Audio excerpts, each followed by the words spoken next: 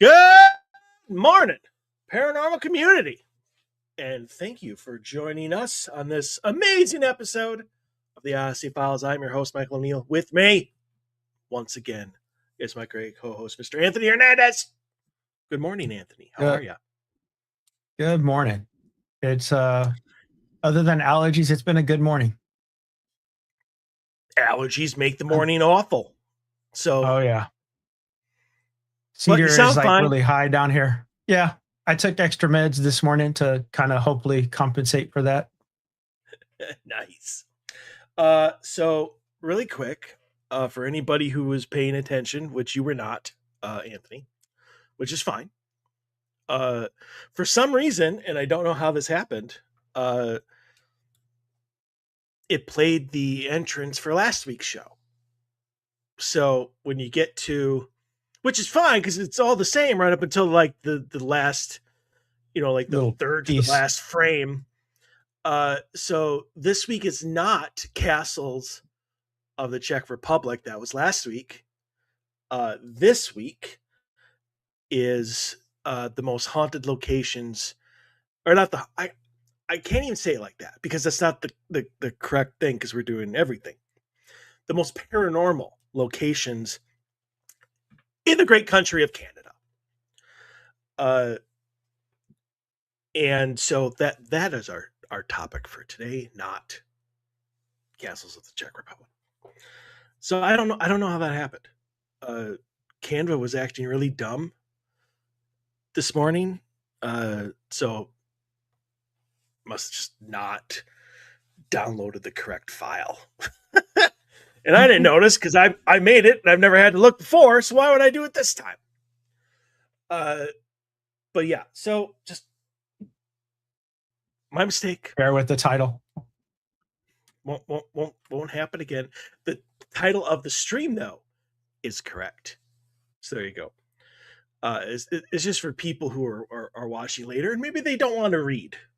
Maybe they are so accustomed to the amazingness of the show that they're like, there's a new episode of the Asphalt, play. They don't even look. They don't care what the topic is. All they want to hear is our amazing voices bringing new light and clarity into their lives. New knowledge, a new knowledge for the Yes. new year. Yes. So anyway, let's hop into it because, like with everything that you do, you went a little overboard. And that was me cutting back. Yeah, I have no doubt. The the assignment was to pick the most paranormal places in Canada, not every paranormal place in Canada. So focus here. Oh, I just read this one. I didn't choose it because yeah, there's seriously like a list of like 100 places here. We're gonna try to get to as many as we can, but there are a few that we want to focus in on. Um, but the Firkins house. Well, that's also the thing that's going to be great about this episode is me Or trying trying to say the to, names. yeah, me trying to pronounce some of these damn French names. But the Firkins house in Fort Edmonton Park, Alberta, originally a family home. They relocated. This relocated building is associated with a quote unquote creepy ventriloquist dummy and an invisible force that reportedly pinned people to the floor. Interesting. I must have skipped over that one. One of mine is they moved the house too, which kicked up everything. So you can only imagine remodeling a house kicks up some stuff. Moving it probably is like way worse. They're west of the Twin Cities, all the way on the South Dakota border, but still in Minnesota. There's a city called Montevideo. Been there, worked with the Historical Society multiple times. But they, like, their office is in like this little, I don't even know what you would call it, but it's like a big flat piece of land, and then they brought a whole bunch of like of the older buildings, like the one room schoolhouse and that sort of thing. Like they moved all of these buildings onto that property. So it's like this museum of buildings almost. Uh, but they don't ever claim that anything ever happens there. So apparently they weren't There, that there interesting. was one guy. There was one guy, a prime minister in Canada, who tried to build some paranormal activity place, but I don't think really anything came from that. I know it's on the list. It's like the Abbey Stones or something like that. Did you say he tried to build it? Yeah, he brought objects from other places and tried to accumulate them into this to one spot.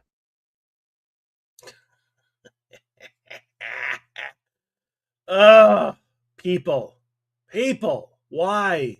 Stop it. Uh, yeah. All right. So let's start with one of yours, and then we'll get into mine.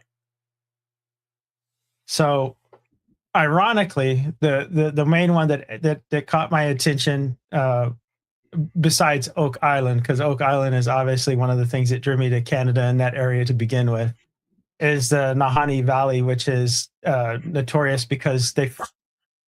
We're starting with the Nahanni Valley. Okay, fine, Oh, you want to whatever. go? All right. I didn't know. You want to save that one for last? Well, that was like the like focus one, but The sure, we'll big one? start with the best. Save the best for first. Sure, let's go. No, we can go with the other ones.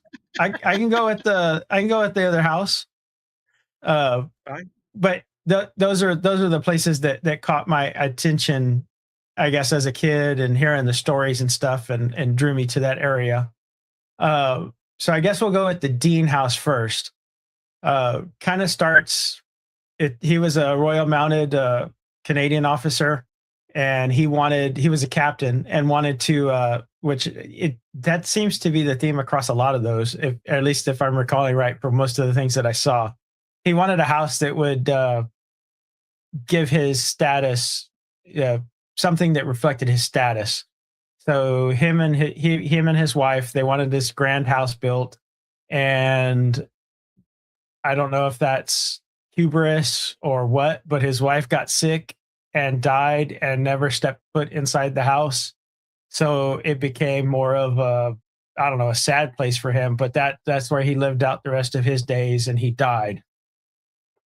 Uh Skip forward to 1906. There we go. Yeah, I was going to say, and they decided that after he had died, he lived his life. He died there. He died alone. Never got remarried. I'm assuming it's a fairly depressing tale from that point. The railroad came in and basically turned his house into a poorhouse, or a room house for the less. I don't remember how they said it, but basically the less well off. So basically poor people. So low income housing for back then, which I can only assume is terrible as it is today. So it brought in all the different kinds of people to the place. And in 29, they decided that they were going to move the house from where it was originally located, and took it a step further than that, moved it across a river and into another section of the country. And when they did that is when things really started kicking up, I guess, as far as activity goes and stuff like that. And in 1933, there was a 14-year-old boy who had epilepsy. So they said he had cases of intense bullying and stuff like that, and then ended up taking his own life in the attic of the place, which really was the tipping scale for setting stuff off in this house. Uh, Skip forward to 1952, and there was a story of a man who murdered his wife in the house, and basically there's besides the boy, there's some stories of the bloodstains moving around in the attic from not really sure why, if he hung himself and took his own life, but there stories that they have the bloodstains that move in the attic. They clean them up, they'll reappear. Sometimes they're bright red, like fresh blood. Other times they're not. Uh, there are stories of a laughing ghost that possibly from one of the suicides, and that's throughout the hallways and stuff like that because it's like a maniacal, I would think, Jokerish type laugh that they hear in the middle of the night. Uh, the one that got me to stop and pay attention to this was there's a closet in the house that they have put padlocks and all sorts of locks on to try to keep closed, and no matter what locks and what methods they do to try to keep it closed, in the middle of the night it opens by itself, which I've experienced in real life, and is, yeah, that used to wake me up in the middle of the night. So I can only imagine that this was for them to put different padlocks and stuff on there and it's still open. Like, yeah, I don't know. That's creepy as hell. Uh Skip to today, and now it's actually, you can actually go, they have a restaurant, and I believe it's a bed and breakfast type thing. So you can go dine in the room where all this stuff happened, as I'm assuming they embrace the haunted aspects of it. And yeah, you can actually request a table in the attic if you're so choose to. They do warn you that your phones and other electronic devices are known to have their batteries and power devices drained within seconds of you coming into some of those places and touching on some of those things. I'm still waiting for the floating phone. The floating phone, I didn't see that one. It's in there. It is known for a Oh, there it is. disconnected Yeah. floating phone that rings in a closet that locks itself. So you had it reversed because I your didn't put thing was I didn't I highlighted the phone thing, but I didn't put the floating thing. I put it because it's not supposed to be connected to anything and it still rings. interesting. Has So I anybody missed the ever floating part. has anybody ever answered it? It doesn't say. You would think someone would have to, but I don't.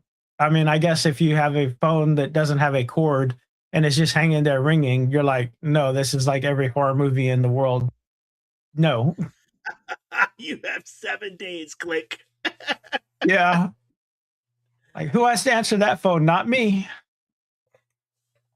Honestly, depending on who it is, I would try that if I was a ghost. Like, like, uh, like you. Like I would like make your phone, and they'd be like, "You have 7 days," and then hang up the phone, and I would just laugh my ass off. I'm like, he's so gonna shit himself. And maybe that Ah, that goes in line with the whole laughing that you're hearing down the hallways and stuff. the maniacal laughter. Yes, pretty much. Um, maybe that's why they're gonna shit themselves. Uh, I would say that would probably be a claim for me is maniacal laughter Oh yeah, that would. I mean, that's for me definitely creepy. for me as a ghost. For me as a ghost, that would be the claim. Like, it'd be Like, like, I'm gonna dude, have to laugh through the house for no reason. mhm. I would probably be the reason your Alexa laughs at you at 3 in the morning. Like Or when it starts talking out of nowhere. yeah, like you used to when they first those dots when those dots came out and there was all of those stories and stuff of the Alexa just like laughing at them at like 3 in the morning, like for no reason, like nobody's trying to talk to it. It just suddenly like it would just laugh at them. I'm sure that was a hack of the software or something like that. But On mine, the still, Google it's one, fun. I ended up sticking it in the laundry room because it would occasionally talk by itself. Sometimes I think the TV would trigger it or something. But other times, I mean, it would just talk about off the wall stuff. So it's like, yep, the laundry room you go. Now, not to get into the whole Alexa is haunted, um, but uh, I did have a client where she had one, and it would just randomly all of a sudden be like, I couldn't understand you. Could you please repeat that? Or, whatever it said when it couldn't do it. Like it would just go off like somebody was talking to it. And Oh then yeah. uh but the thing is that my client contacted like customer service or whatever, and they went and looked, and there's no record in it of it ever receiving a command or talking or anything. Like it had nothing in its lit because it records everything. Obviously, anything Yes. you tell it to do, it puts it in a list of commands, and there was nothing, no record of it whatsoever. Like it never even happened. So anyway, that's interesting. But now, well, we'll get back to this. Canada is our topic here, Yes. and as you guessed, Canada is as nice and boring as it is for the living people. So, one that caught my eye and uh, thought it was interesting, and I was wrong again. Uh, but uh, anyway, it's the Fort Steele Ghost Road. Is the one that I first looked up, and Fort Steele. It's in British Columbia. It's an old Royal Canadian Mounted Police Force like station or whatnot, but now it's like a living museum, where they have people in period clothing, and like the whole town is like a museum type type thing. And what caught my eye was not so much let's find it here in your humongous list. So drivers on this road have reported encountering a wall of fog, which isn't all that unusual. I mean, I guess it depends on what it looks like. Like, is it Weather conditions literally? and yeah. Well, yeah, because I mean, like you can have like there's a little valley. Maybe there's a some sort of because this area, I don't know if it's British Columbia, maybe, uh, but like there's a lot of hot springs and stuff that could make like Oh there's a yeah. lot of there's a lot of natural explanations for why a wall of fog would show up in like one certain area. But it was the people witnessing a large group of people in Victorian era formal wear who appeared to walk directly through vehicles. Like that's interesting to me. Except like nowhere that I could find did it talk about why that would be. In fact, this place is so boring that when I looked it up, uh, the AI of Google was like, "Hey, why don't you look at St. Louis's Zombie Road as a comparison, and I'll give you information on that instead." Apparently, It's Americans just aren't interested in Canada whatsoever. They're like, "Are you sure you don't mean this?" But I but like that wasn't one of the things that was even brought up. Um, I'm surprised there's no accidents or something reported there because you would figure if you see people in the middle of the road, you would stop. yeah, I mean, I, yeah, I mean, let me just read the overview. Like this, the Fort Steele Ghost Tour likely refers to the spooky, often haunted atmosphere of Fort Steele Heritage Town in British Columbia, Canada. Known for its preserved building from the Gold Rush era, leading to ghost stories about soldiers. Didn't see any stories about that. Workers and historical figures through a preserved ghost town experience than a specific quote unquote ghost road like Missouri's Zombie Road. people visit to explore the history and feel the paranormal vibes, especially around sunset with tales of phantom soldiers and unexplained occurrences. But the thing about it is, from what I understand, is maybe I missed it. It's very possible. Because I felt like Fort Steele was the Royal Mounted Police Force things, but apparently no, it's not. Yeah, this does not go into any sort All the of details. the details of why. Um, like why would it be haunted?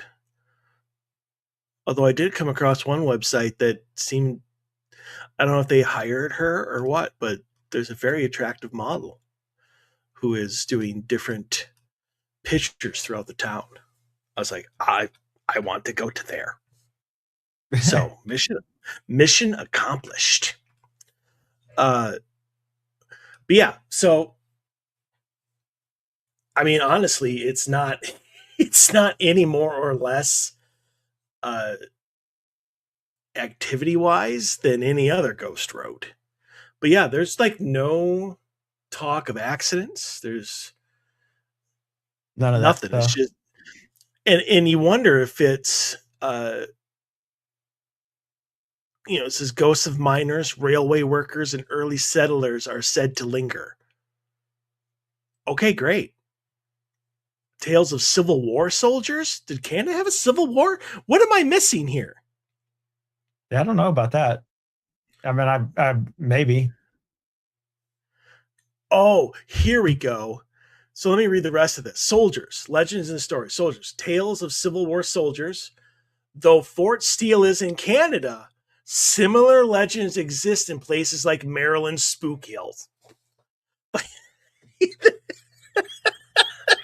We're just going to take shit that happened in the United States and And plaster it on top of. we'll associate it with Fort Steele and it'll seem more interesting. Eh? So yeah. So yeah, Fort Steele probably not. I mean, if you want to go for the history of it, absolutely. Perfect. Have at it. Like they'll be happy to have you there. But yeah, paranormal wise, probably just stick to the United States when it comes to ghost roads.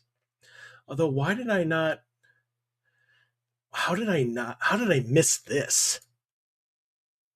The Marysburg Vortex in Lake Ontario. Oh, we kind of talked about that a little bit when we were Yeah, doing our Great Lakes thing. Great Lakes. Yeah. About how all the lakes have a certain type of vortex known as the Bermuda Triangle of the North. I highly doubt it.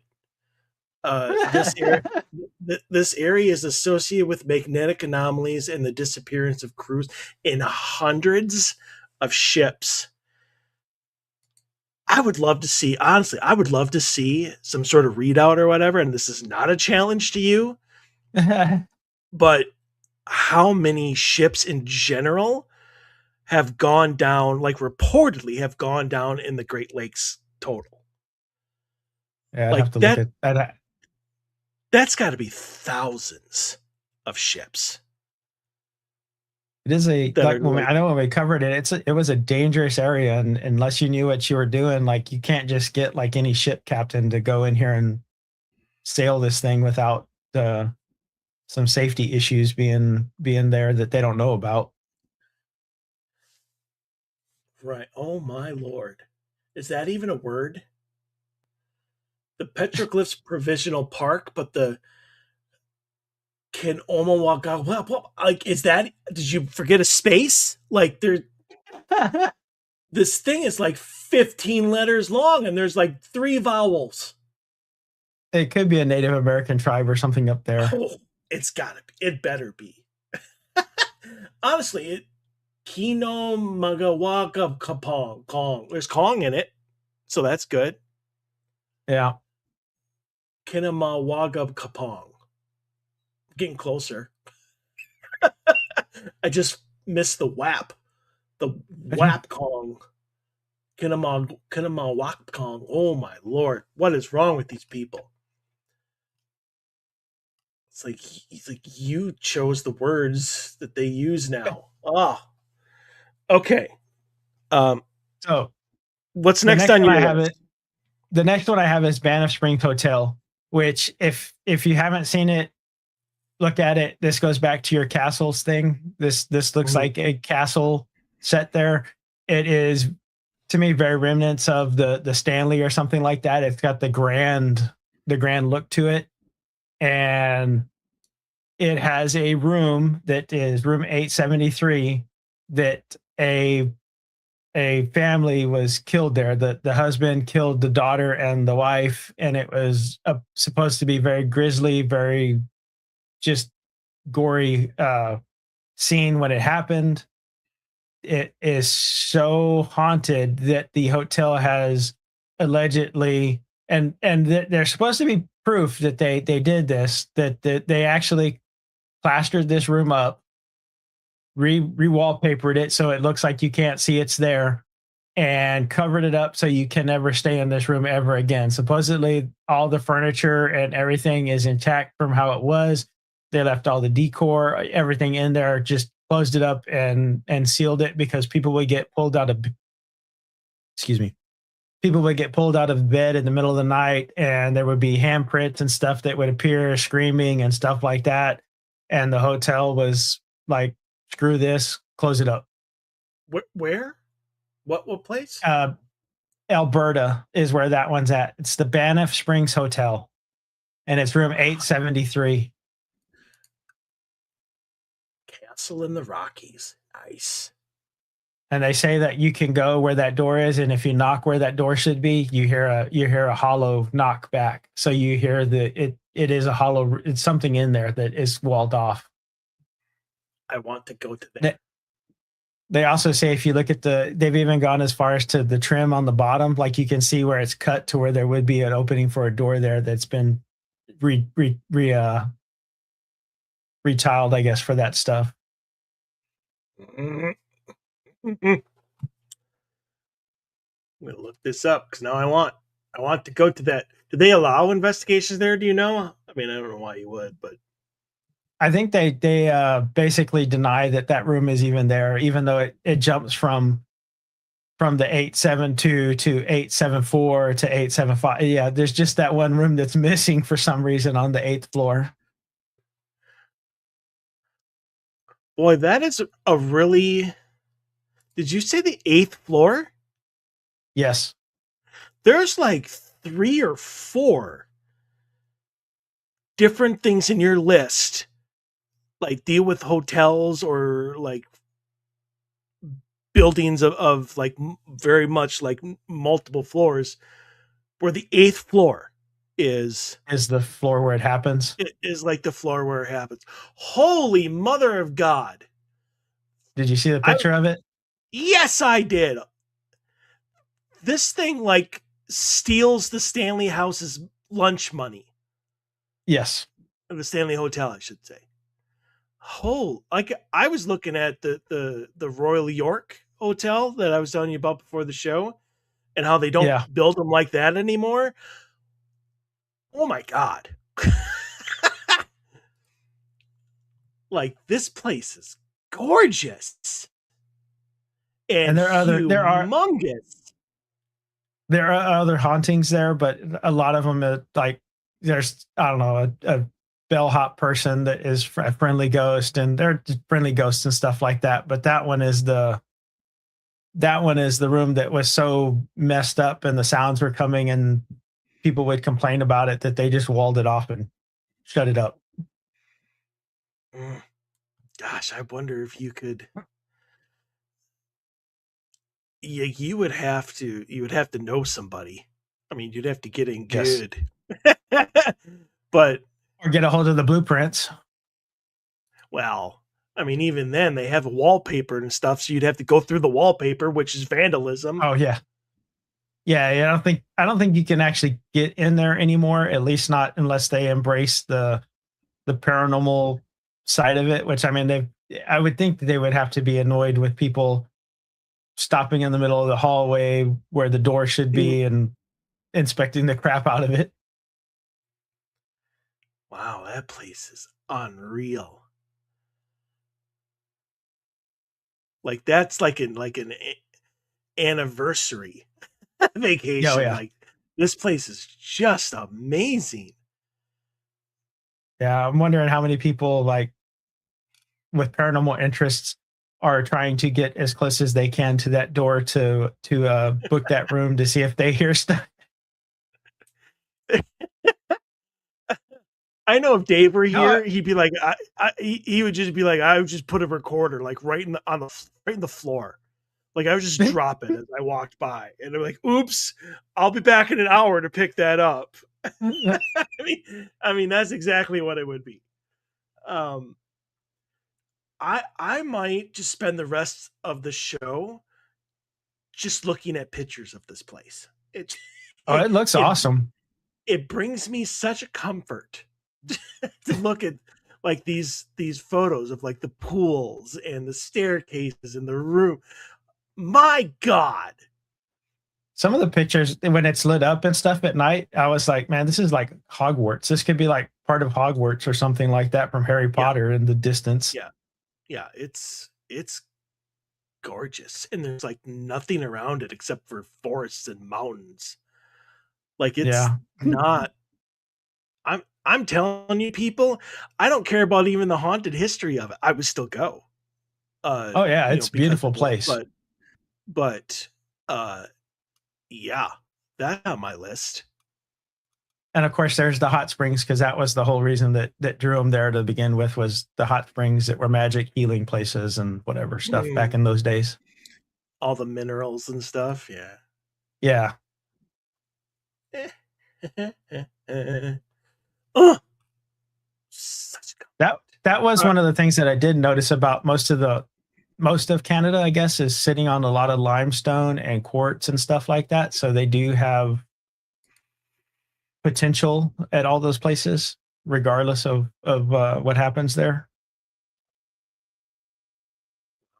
Oh, Marilyn Monroe did stay at that hotel as well, and they filmed River of No Return there in 1954.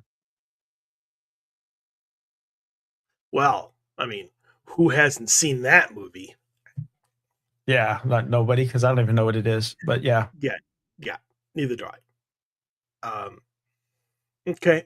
Well, with the time that we have, let's move into Nahanni. Okay. So let me just ask you this really quick. This is not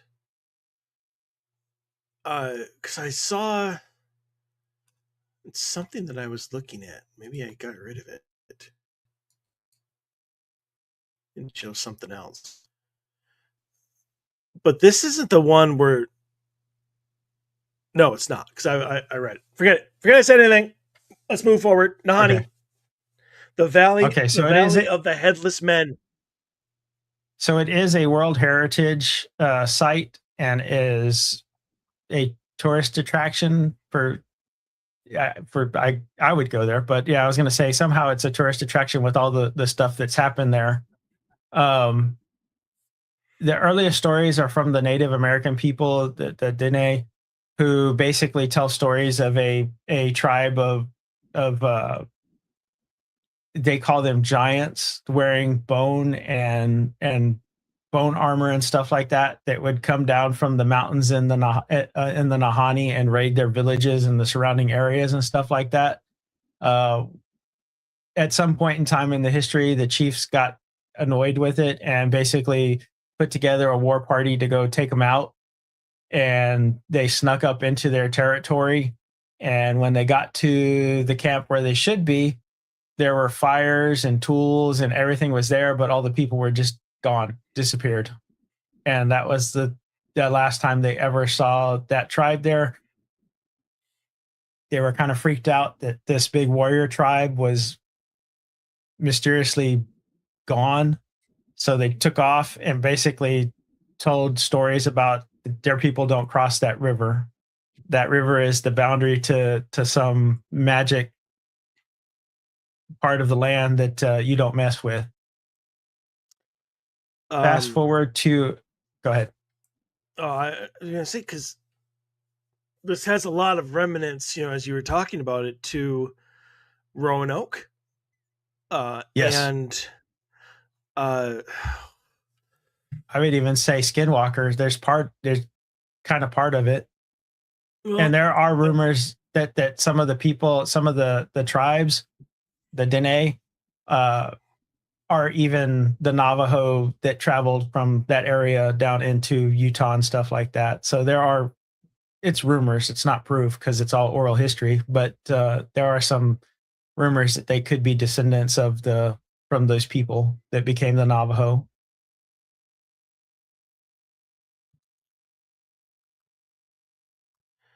I'm trying to. Yeah, okay, I did kind of have her. That also seemed to have been the place of the Anasazi. Did I say that right? The Anasazi, tribe yeah, in that the tribe in Arizona that again just seemed to up and vanish. Like they left utensils and food everything and stuff on the tables, and they just seemed to have just got up and left. vanished without a trace. Yeah, and Mhm. because they never saw him after that. That those people were just gone, and they, like I said, they said it was the bad land of bad magic, which I can't remember their word for it, but that's what they called the place. So they basically, all their people knew to stop at the river. Don't go past the river because the river is where bad things would happen to you if you went there. Uh, Fast forward to the 1900s and white settlers and stuff like that. Ironically, the McLeod brothers, which to me is just, it's ironic that they're headless and McLeod because Highlander, but that's just me. Um, Went into this place, did gold mining and stuff, thought that they had their guns and they weren't going to be frightened off by the primitive tales of the boogeyman in the area. And basically to this day they say that there's gold that you can go find in that place if you are willing to take that risk. However, every person that has gotten gold out of there, if you stay too long or you overstay your welcome, uh, you end up dead and headless. And so the brothers got their initial gold rush, brought it out, got another person interested in it, went back in there to get more gold out, and that is when they never returned. They basically were a season without hearing from them. Their brother, after a year or so, decided that he should see what happened to them. They made their way into the place, found their cabin, found one brother that was still in bed, like if he had been sleeping, his head just gone. The other brother inside the cabin was had his arm outreached for a rifle, and his head was gone. The third person that was part of their party was never really found. There's a person that they think was that person they found, I think, 20 miles away down the river. Eventually, they found him. Okay, so this is interesting because your research picked up that they were both in their cabin, Yes, whereas mine, the one that I did, it said, uh, that their brother Charlie, obviously, there was 3 years later, not a year. And this is just my research. I'm not saying I'm right. I'm saying this is how it differs from yours. 3 years later, their brother Charlie led a search party in 1908. correct. He found Willie and Frank's skeletons lay on the riverbank, headless. Their heads were never found. The Scottish engineer's fate remained unknown, and that's why they call like that stretch of the river Headless Creek. I have So it's it, Dead interesting. Man Valley. It's Dead Man Valley is if you go look Well, even at the maps what it's called. But yeah, I mean that's like the valley itself. I'm talking the creek itself is like Headless Creek. Um, but that's a completely different story from yours. well, So it's five is when they interesting. went in. Five is when they went in there. it wasn't uncommon for someone to, they said it wasn't uncommon because back then the only way to get there was letters. So it wasn't uncommon for it to go to a season to jump to 6, and now you haven't heard from them. And now they get concerned and get the party together, which I guess the time frame kind of coincides with '08 is when he went in there to find him and found his brother. But it was their camp and the cabin type area that he found the bodies and everything like that is what I saw. Now, I don't know how much of a cabin or how much of an encampment it was. Uh, Martin Jorgensen was the one who built a full log cabin in there, and Yep. that's really where the it gets interesting because finding them the way that they found them, you could think that it was bandit or I don't know something like that because the gold was gone. All their gear was there, but the gold was gone, which I guess back in the old days, you didn't leave the gear was more valuable sometimes than the gold that was you happened to have acquired in that time frame. So it was weird that the gear was still there and everything was left as it was, and no animals messed with them. That's the other weird part is that they were killed like that, and the animals didn't scatter the bones. Almost like They what were kind of happens left in where Skinwalker Ranch. almost, yeah, almost like cattle mutilations, except people. So Jorgensen goes in there, and he's like an experienced mountain man, experienced prospector. A lot of them had the idea that you were just too stupid. It was your fault. You did something dumb, which is why you died. So I'm going to go in here and I'm going to be successful, whereas you did not. And in that one, he basically had a full log cabin. He thought that would keep him safe. Uh, this is 1915 is when this happens. And basically, they go into the cabin. It's burned to the ground when they look for him. His corpse is headless, and they find his rifle bit into like a U shape. So something with immense strength took his rifle and bent it, which also means like not a bear, because there's not a bear that's going to grab your stuff, set the place on fire, Uh, and bend your rifle. uh, hello, Smokey. Well, I guess unless Smokey took some mind altering drugs and like went crazy on him, or some bath salts. I'm trying to think of something to cleverly name him because I was thinking that like the the sibling of Smokey, kind of like Santa and Krampus. So So America gets Smokey, and Canada gets I don't know a clever name for it. That's what I was thinking of. But like that guy just kills you. yeah, Hmm. Yukon Crackerjack the bear or something. Yeah, Yukon Fisher. yeah. That's one of the other people who in 1927 went in there.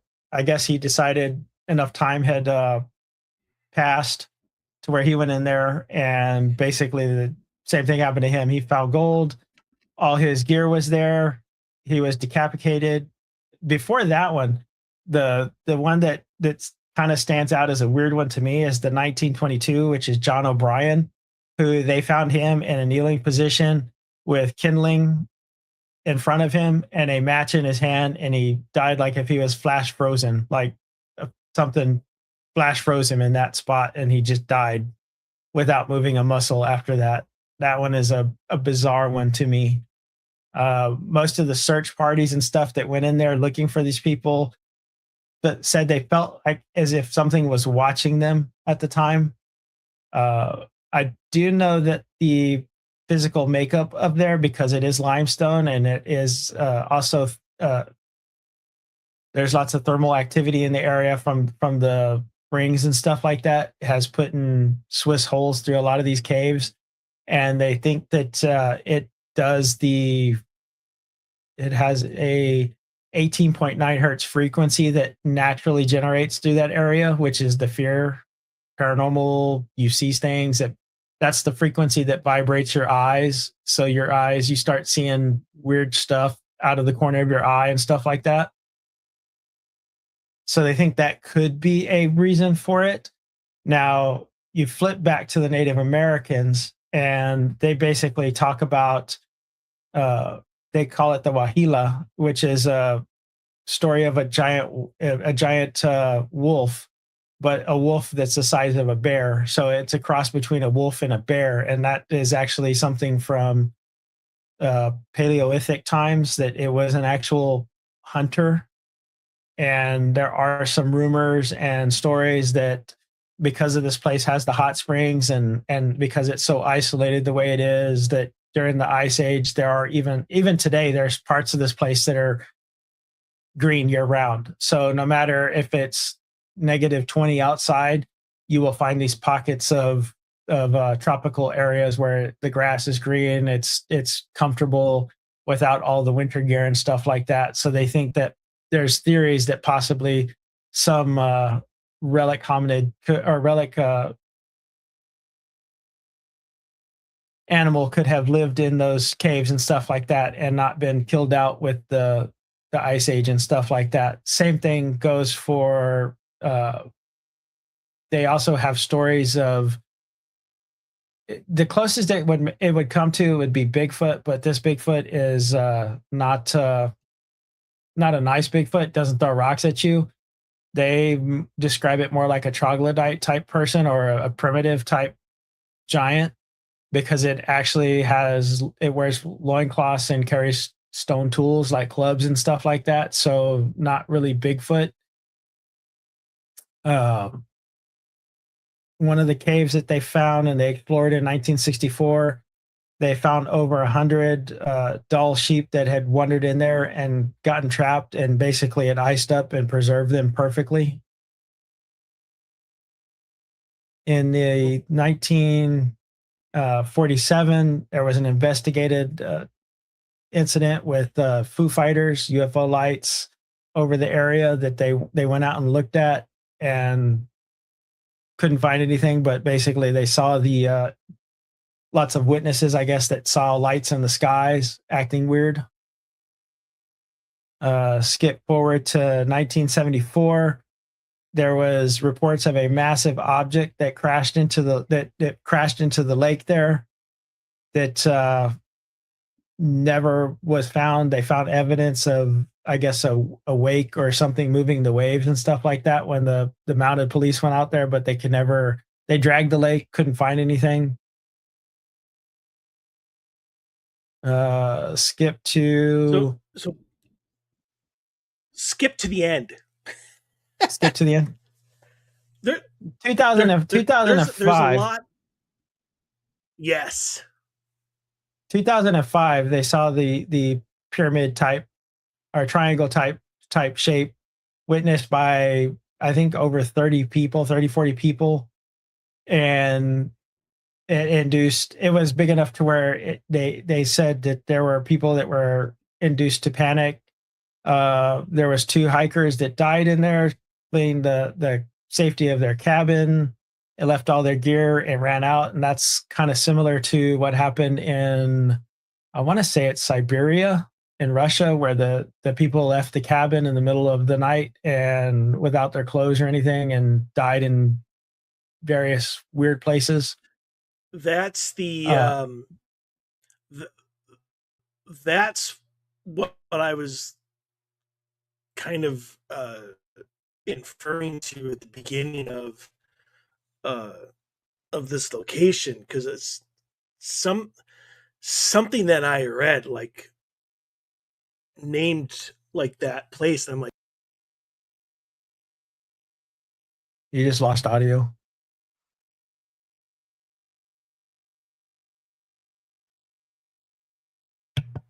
there we All go. right, you're back. Yeah, my I made the mistake of moving my mic and the thing came Ah, dislodged.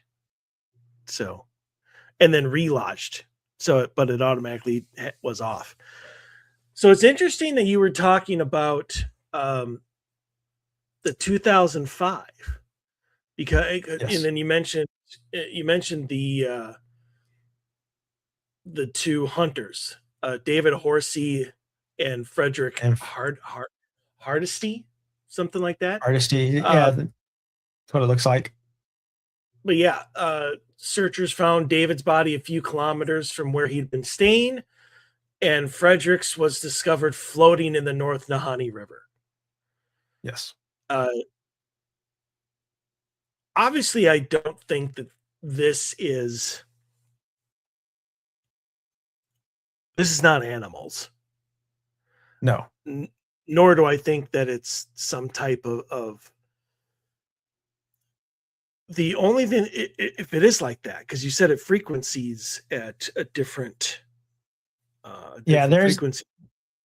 they've confirmed the fear frequency in there, which is the 18.9. There is some speculation that it's got to be, the conditions have to be just right, but they think that it also generates infrasound, which infrasound would you wouldn't hear it, but it would panic the crap out of you. You would start feeling that flight or flight response, and it would trigger all those things inside you, which could be what influenced them to run out of their cabin. Like, I don't know why you would leave the secure cabin, leave all your stuff, and run. Like, I don't know, it doesn't make sense. Well, that's what people do when they're frightened. They run. Yeah, I don't usually Hmm. run, but modern times. So there is still stuff going on to this day. There are hikers who report missing time, losing time. There are people who have, of course, taken drones and tried to do that up there. They stop responding. They fall. Again, very much like Skinwalker, they stop responding. They have issues with them. There's magnetic anomalies that are known to be in the area. So GPSs will go haywire. Your compasses will spin. There's just a ton of bizarre bizarre things that happen in this area.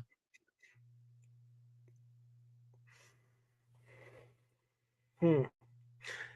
Since 1908, 44 deaths or disappearances in that region. Yep. That's a lot.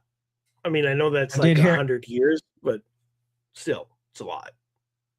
Well, it's the fact that it keeps happening, and there are patterns to it that have repeated outside of what you can be like, oh, well, that was some crazy miner that was basically defending his plot back in the 1900s. But when you start skipping forward, it's like, well, unless this dude's immortal, that's not the same miner that's defending his stuff and taking the gold back. No, but I mean, it could be the Naha tribe that you mentioned earlier. The ones that disappeared Yeah, from theirs. it there's some cool theories there. I mean, and it kind of, it would be possible because of the hot springs and the climate and everything for something to survive there. So it is feasible. It's just not proven. I mean, it could be a relic hominid that basically has lived there for that long, that is like Bigfoot, but not Bigfoot, because Bigfoot, I have never heard stories of Bigfoot using stone clubs or wearing loincloths or anything like that. Well, maybe they're evolving too, and now they've gotten to the vanity The part vanity of phase.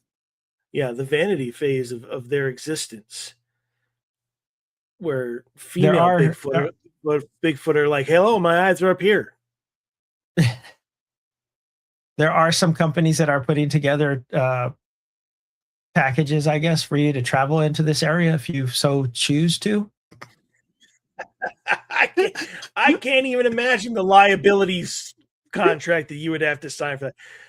By the way, guys, the chance for death is 45%, but we're good. You'll have a great time. You need to pay first. Yeah. This will be Bob. He is your guide. He stays at the boat that's on the river with the motor running at all time. He just points where he wants you to go. You there. I stay here. Yes. That's wow. So that place I has it all. can't. I mean, it has everything from the paranormal to just, I mean, it just has everything there.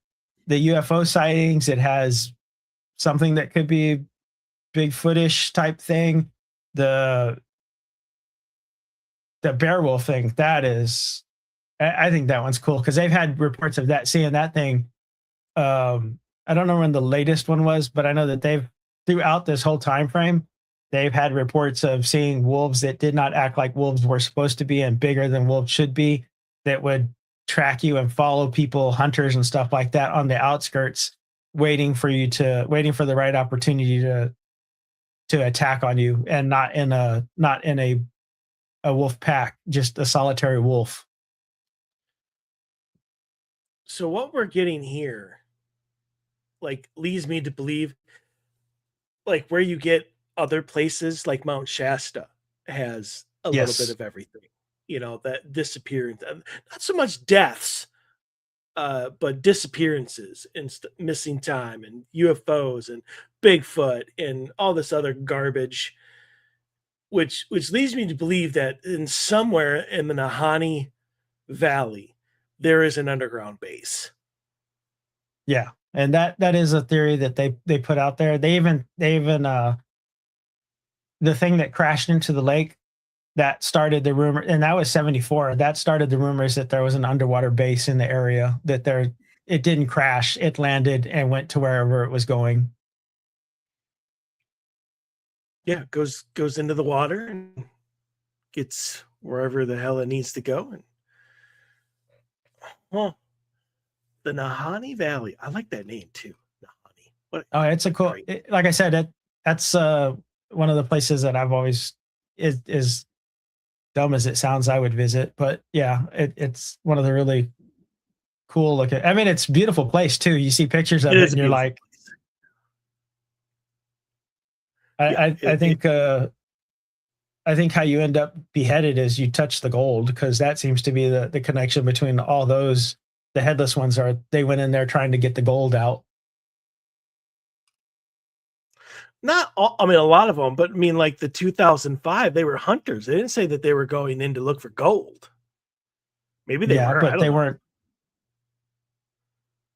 Yeah, I was gonna say I definitely wouldn't pass up a gold nugget if you walked past it. But yeah, it's supposed to be rich with in the area with materials and stuff. So yeah, Maybe this is a more efficient way of dealing with people who steal. Whereas yes. here in the United States, you steal something from a park, it just gives you bad luck at home until you send it back. Well, see, Here, and it just it that's just kills you before you can leave. well, see, and that goes to one of the theories that they had with the whole burning down of cabins, because anyone who made a cabin in there, it would get burned down. So they were saying that that was possibly a tribe or the lost, some sort of primitive and hominid human that was in there, that basically they take the gold back, burn your stuff down to tell you you're not welcome here. Don't build your stuff here. Well, not it might not even be that specific. It might just be this has tainted the land, it needs to burn.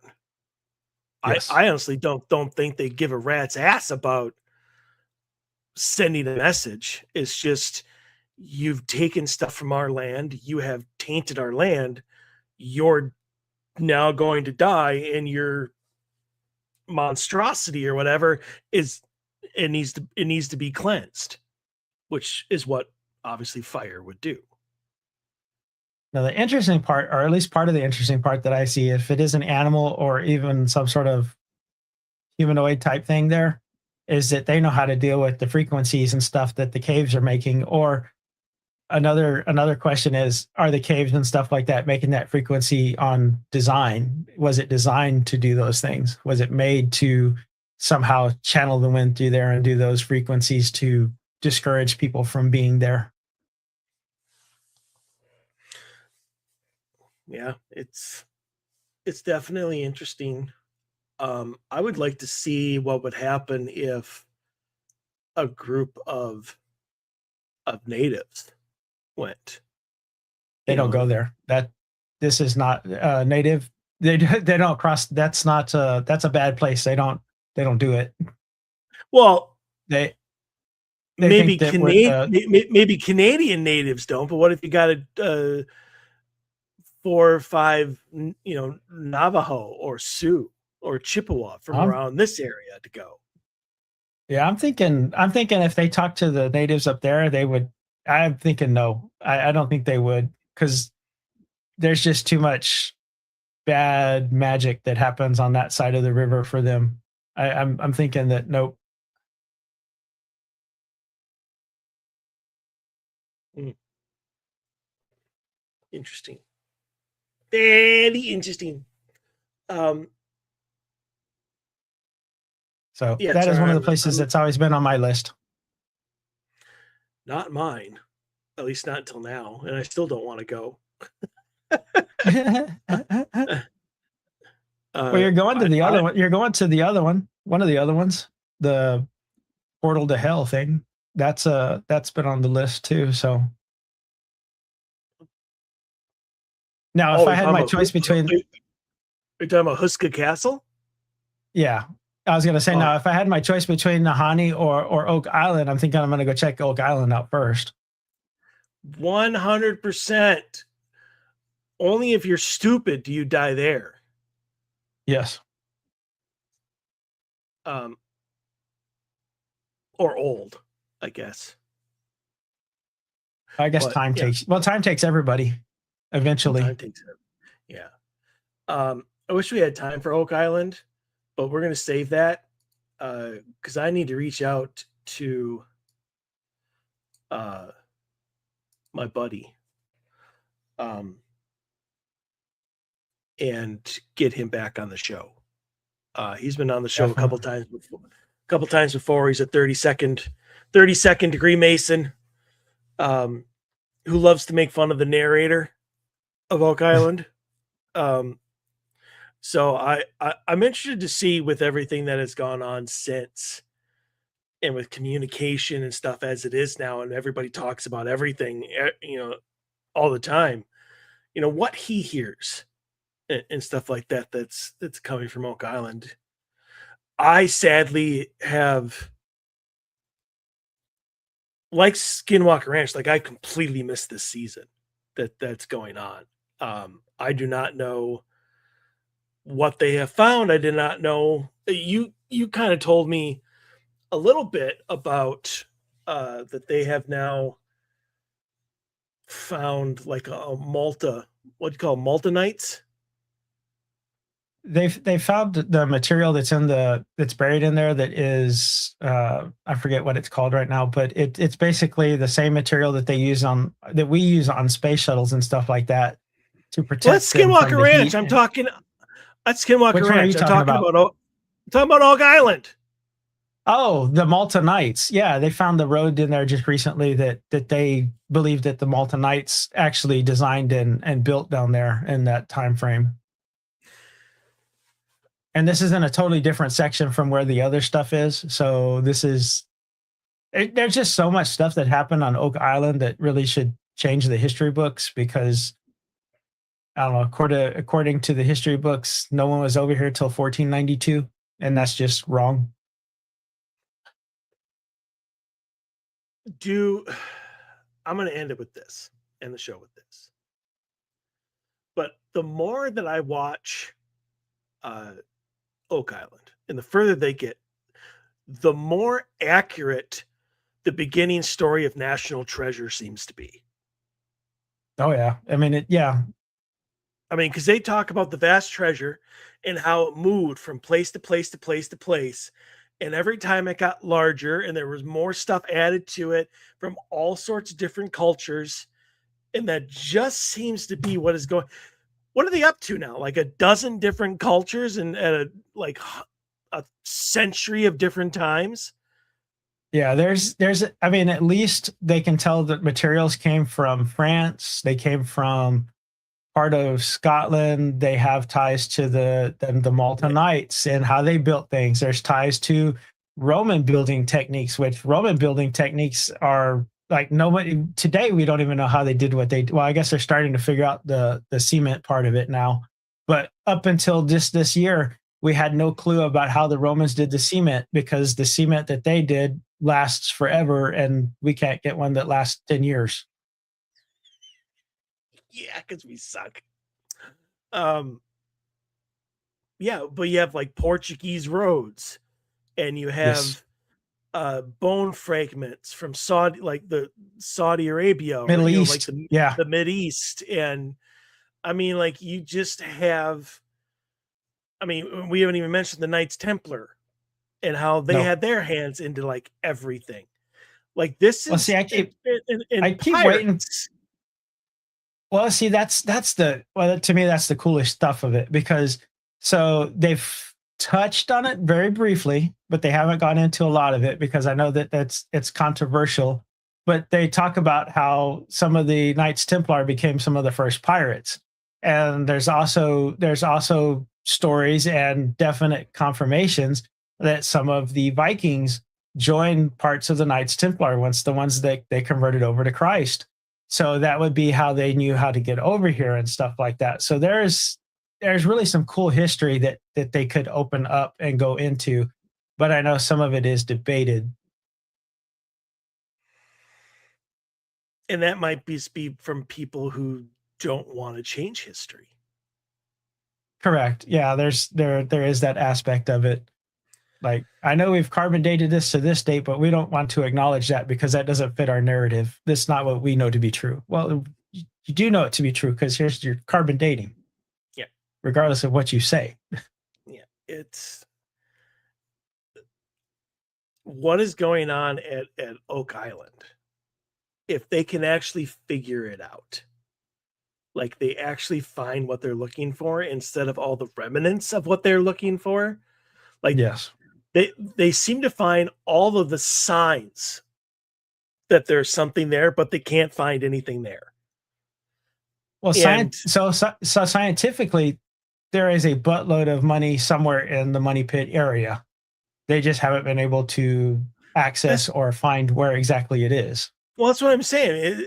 It's a metallurgical analysis of the water that's telling them that there's a large thing of gold there. All right, but you've dug 724 holes and you can't find a single goddamn coin. Well, I mean, you can find coins, and coins is all you find, but you almost find them everywhere else except for where you're Yeah. looking. Yeah. You And know, this year they did introduce the idea that when the traps were tripped, that it washed the treasure into the solution channel, which is the basically the channel that brings all the salt water in. So they've been trying to dig into or put exploratory holes into those areas, and they've gotten some unique hits. So like part of when they pulled the cores up, it's the metal detectors go off, and they pull it up and they search to it and they can't find anything, and then they put all the mud back together and they think it's so saturated in the mud that that's when the metal detectors go off again. So now they haven't I don't think they've talked about, or I haven't seen the results from that when they take the mud there to actually do the analysis on the mud. But they think it's so saturated, the gold dust and stuff in the mud, that is what's triggering some of the metal detector hits. I don't know. Personally, I think they're digging in the completely wrong place, but that's just me. Well, this last episode, they found another huge stone that with the Knights Malta type construction that looks like there is a massive boulder, and they started going under it, and they found the stonework underneath that is what was described at the original money pit as well in this area, and they haven't moved that boulder yet. So I don't that's where this last episode left off. They've moved it. Just want to let you know that it has been moved. I don't know what's under it though, but yeah. But I honestly, like I said, I honestly think that whatever they find there is going to be far more impactful. Maybe is the word I'm looking for than Skinwalker Ranch. Oh yeah, well they have it should change history. I mean, it's historically you're basically proving that these things were there at these times, and Well, so let me ask you this then, because you're right. So let me ask what you think would be the most impactful to us. Changing history, changing our history, or changing our understanding. Because what's going on at Skinwalker Ranch is going to change our understanding of how the universe works. I mean, well, I kind of think it's the same coin, just one side or the other side. So I think that we don't want to acknowledge that we were more technically inclined back then, or we don't want to acknowledge that there were things that exist that shouldn't exist according to how we see them now. So what happened back then to change or to lose those technologies? That would kind of give way to something at least along the lines of Atlantis being ancient civilizations that had more knowledge than we did now. But I mean, hell, like I said, the Roman cement, they couldn't even figure that out till just this year. They still have no clue about Greek fire. Uh, there's just a lot of things that they could do back then that we barely scratching the surface on right now. So yeah, I think Skinwalker will prove the what we call magic is not really magic. It's just physics that we didn't understand and don't understand at the time. So I think it will kind of alter that outlook on stuff. But that's the same thing like this year, them thinking that there's a consciousness out there that existed before the Big Bang. Yep. Well, on that note, and the consciousness being older than the universe, we'll discuss that next week. No, we won't. Next week, though, you and I are going to discuss fringe paranormal equipment. So it's going to be stuff that you wouldn't think is used in investigations or shouldn't be. There's a lot there that shouldn't be used. That'll be my take. Oh yeah. But anyway, so yeah, there's about 72 different locations in Canada, which we didn't get to today. Maybe we'll save that for another episode, another rainy day, perhaps. Yeah, the layup that I had for mine was a funeral home that they turned into a club. And go figure it's haunted. Yeah, shocker. Yeah. I was going to make a point right along that of people who take like these poorhouses and sanitariums and then they tear them down and build condos.